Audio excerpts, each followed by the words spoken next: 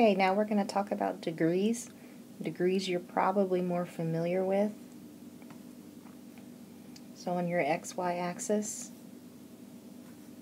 you start over on the positive x-axis with 0 degrees. On the positive y-axis, you're at 90 degrees. Negative x-axis, 180. Negative y-axis, 270. And then we come make a full circle with 360 degrees. Question says, sketch 72 degrees in standard position and find two coterminal angles, one positive, one negative.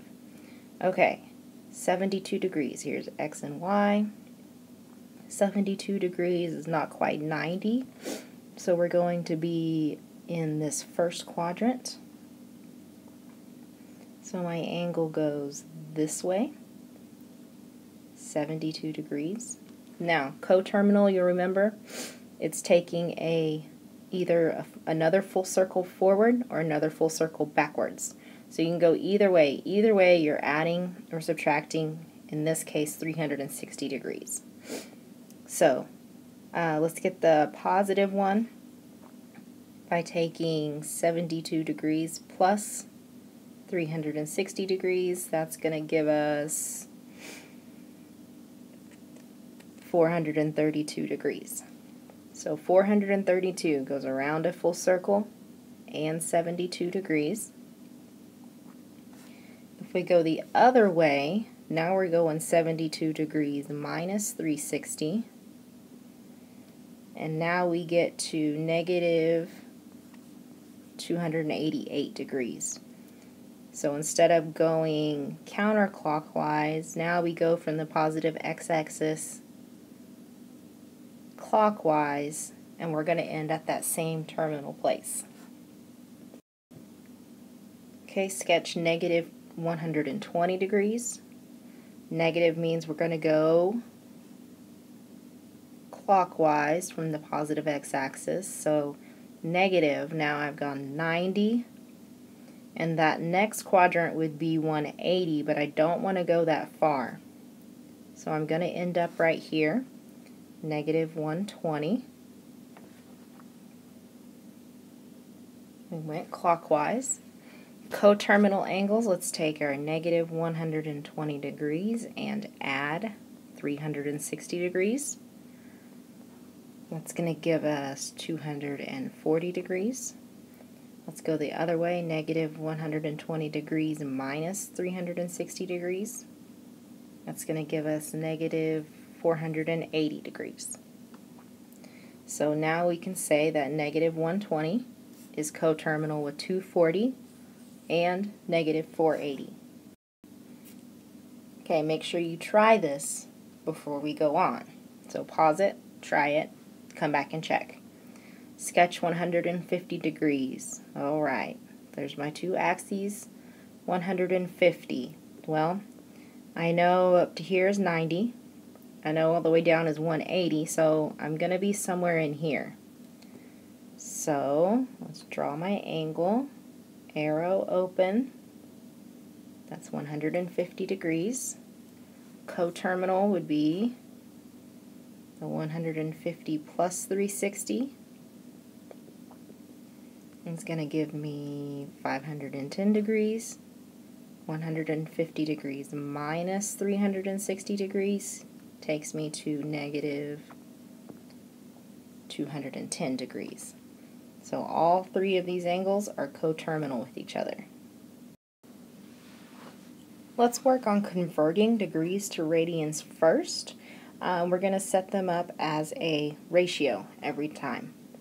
So I know 60 degrees is what I'm working with. That's out of 360 degrees. If I set that equal to something equivalent, okay, I don't know the radian measure, but I know the equivalency of 360 is 2 pi radians. So now if I do my cross multiplying, one way I'm going to get 360x equals, go the other way, multiplying, that's going to give me a 120 pi. So solving for x, I need to divide by 360, so it's going to give me 120 pi, oops,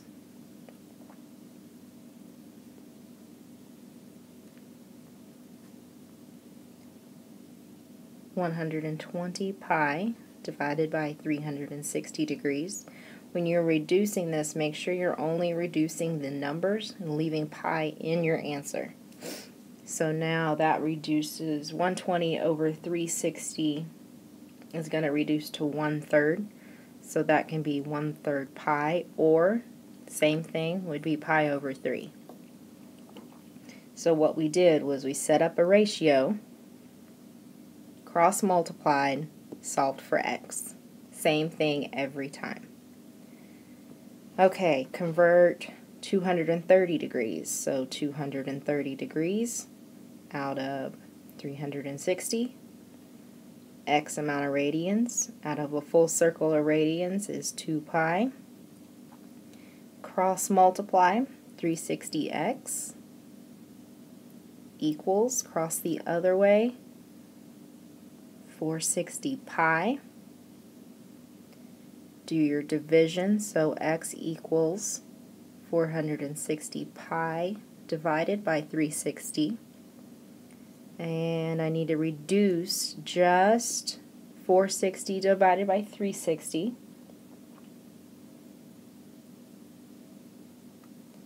And that's going to give me 23 pi over 18. Now you try to convert 320 degrees on your own. Pause it, come back and check. So I'm going to take my 320 degrees out of 360 equals x over 2 pi. So now that is 360x equals 640 pi. Divide by 360. Now I get reduces to 16 pi over 9. Okay, let's look at converting radians to degrees a little bit differently. It's still going to have the multiplying part that we had from degrees to radians, but now we're going to take the pi over 6 and multiply it by 1, essentially. Now, if I want my pi's to cancel, because we don't want pi's in our degrees, I'd have to put pi down here. That way, pi divided by pi is going to cancel out. Now, what's equivalent to pi in degrees? 180 degrees. So now if I do this multiplication, my pi's are going to cancel. All I'm left with is 180 over 6, which reduces to 30 degrees.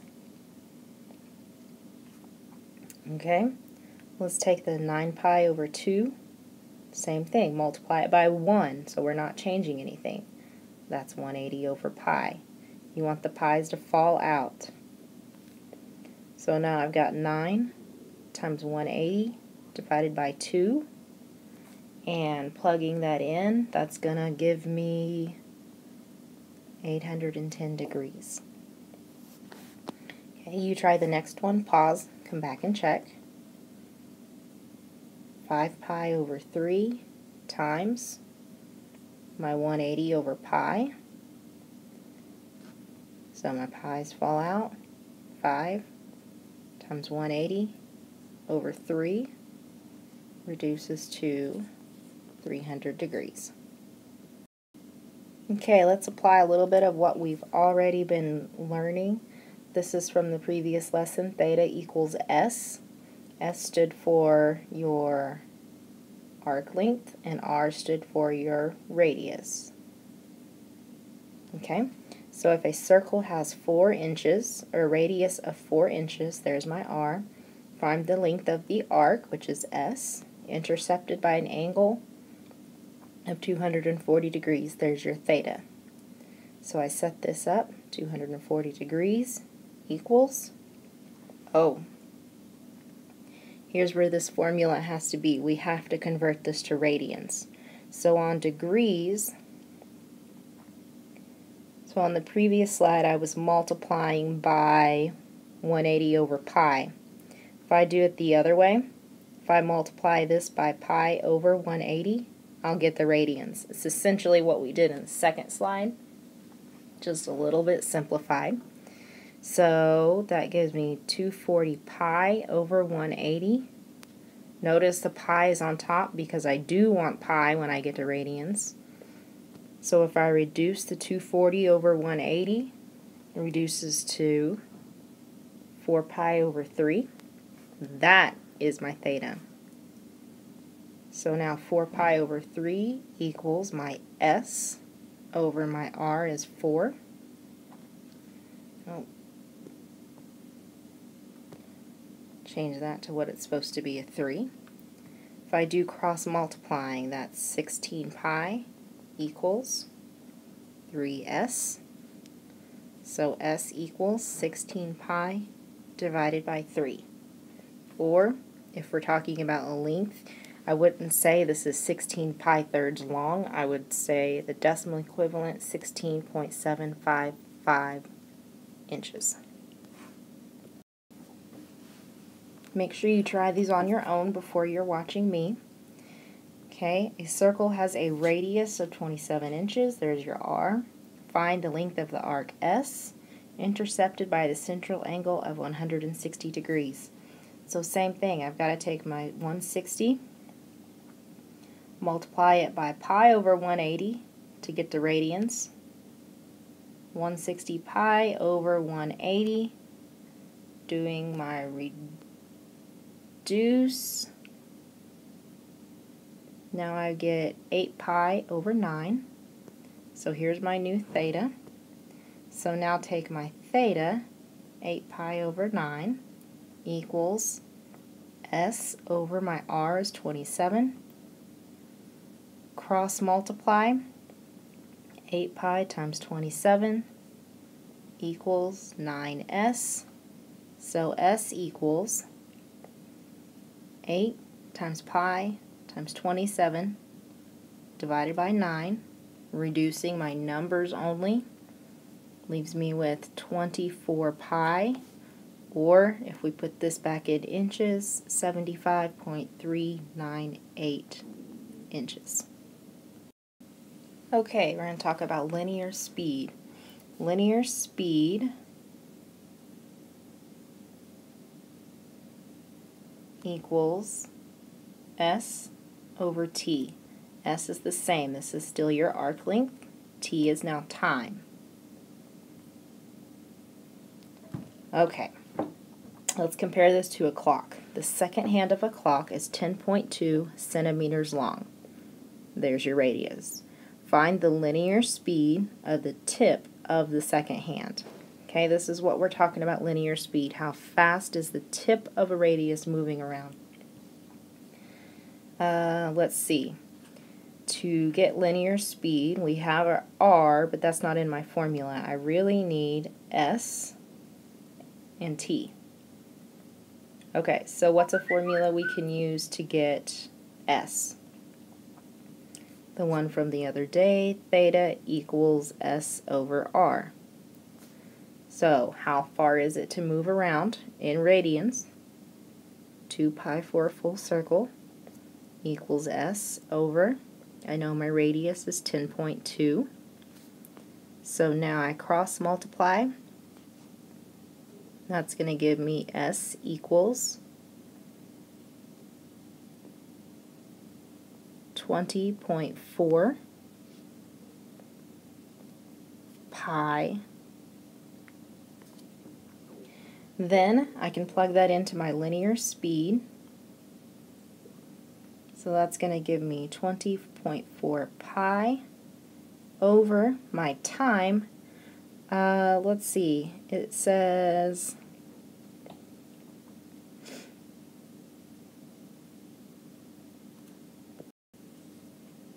okay, a second hand makes a full round 2 pi in how long?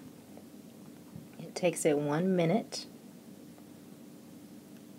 And for this problem we actually want per second, so we're going to do some unit conversions. 1 minute is how many seconds? 60 seconds. This unit conversions, my minutes, I want them to cancel. So now I've got 20.4 pi over 60, that's centimeters per 60 seconds. And then let's do the division on that and call it 1.068 centimeters per second. I always want you to round to 3 places in this class. Okay, give this one a shot and see if you can finish it. Pause it and come back. Okay, first thing we need to figure out is this has a radius of 4, so there's my R. Find the linear speed of a blade tip in inches per second. Okay, so we know that it goes around 2,400 times per minute. So my theta, a full circle is 2 pi, but it's going 2,400 of those 2 pi's. Equals, and this is where it equals your S over your R. We know R is 4. So if I multiply this, now I get S is equal to 19200 pi inches. So now take that to my formula for linear speed, and that's going to equal my S, 19,200 pi inches, over, how long does it take it to do that? 1 minute. Okay, so here's where your unit conversions are going to come into play because we want inches per second. So if I change minute, I'm going to put 1 minute up here over how many seconds are in a minute? 60 seconds. Unit conversions, catty corners can cancel. So now I've got 19,200 pi inches per 60 seconds, and do the division on that, comes out to be 320 pi inches per second, or an equivalent of about 1,005.310 inches per second. One more formula. We talked about linear speed, now it's angular speed. Angular speed is equal to your theta over your time. So basically your radians over your time. So a 15-inch diameter tire on a car makes 9.3 revolutions per second. Find the angular speed in radians per second. Okay, so a full circle is going to be 2 pi, but it goes, let's see, how are we going to do this? Angular speed equals, I think I have all the information. It goes 9.3 revolutions, which is 2 pi, per second. So as long as there's no unit conversions, we're ready to just multiply.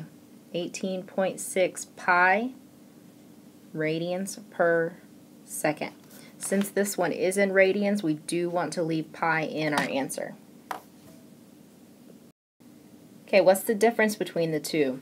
Well, your linear speed measures how fast a particle moves. So when you're, for the clock hand, here's the center of the clock, how fast is this part going? Angular speed is measuring how fast the angle is changing. So how fast is it going? How fast is the angle changing versus how fast is the tip of a radius moving? We're going to put this all together in one problem. Give it a shot first, then come back and check. Circular blade on a saw has a diameter of 7.25 inches and rotates 4,800 revolutions per minute. Part A. Find the angular speed in radians per second. How many rotations does it make? 4,800. How big is a rotation? 2 pi radians. Over. How long does that take? It takes 1 minute. That's not what our answer wants it in, so we need to do our unit conversions. 1 minute, 60 seconds. So now I need to take my 4,800 times 2 times pi, divide it by 60, and that's going to come out to be 160 pi radians per second. Okay, to me, that's the easier part. Now let's go to B. Find the linear speed of the saw teeth in feet per second as they contact the wood being cut. Okay, linear speed. Well, we've got R. Well, we can find R. Our radius is going to be half of our diameter, so 7.25 divided by 2. So 3.625 inches is our R. Okay, if you remember, linear speed requires S over T. So I need to find that S. And we use that with theta equals S over R. So theta, let's say, how many rounds does it go? 4,800 times 2 pi, because that's all the way around, equals S, that's what I don't know, over my radius I do know is 3.625. Okay, so now S is going to equal 3.625 times 4,800 times 2 pi. So that comes out to be 34,800 pi, and this is in inches.